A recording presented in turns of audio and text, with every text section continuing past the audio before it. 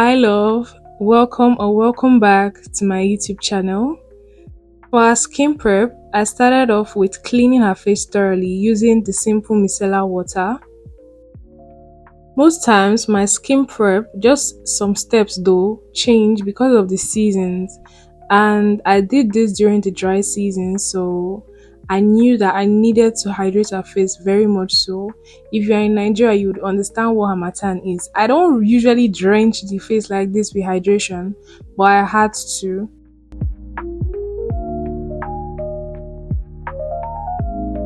After that, I used a fan to let the hydration absorb into her face. Please, the keyword is absorb, not dry, or else there will be no point spraying the face.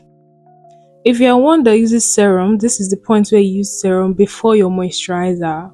Well, next up I went with a simple moisturizer. My OGs, if you know, you know. I've been using this for quite some time. I had to make sure that her face was thoroughly moisturized.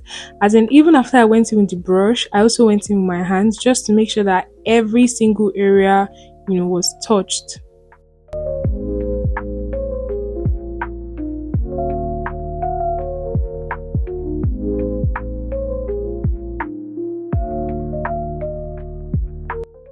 Because the eyes have the tendency to dry out faster than the face, I usually do the eyes when I'm done with the face moisturizing.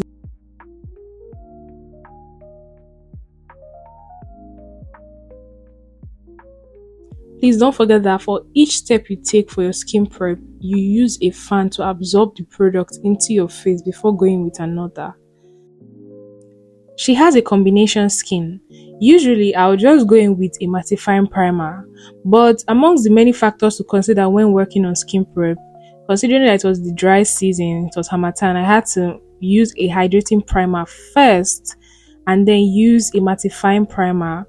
But the mattifying primer was only used on the areas like that I knew she was going to oil. She had a tendency to oil more, which was the T-zone area only. Because when you are working with your skin during this very dry season, harmattan season, you don't want it to be extra dry. Using drying out products will make the face dry out faster, and that will not just be good for the base of your makeup. You might have your work looking patchy, or your primer will not even perform its full effect if you are dragging it on your skin, or your face rather. Instead, you dab. It's more like you want to push something into your skin. Dabbing the primer on your skin will help it stay longer on your skin, thereby holding your foundation, which is a solid base for your skin. I don't know if that makes sense, but that way your makeup just kind of stays longer, lasts longer. Let me know what you learned. I will possibly be trying out in the comments. Don't forget to subscribe because I'll be posting more insightful videos like this. Please like this video. Until I see you in my next video, do take care. Bye.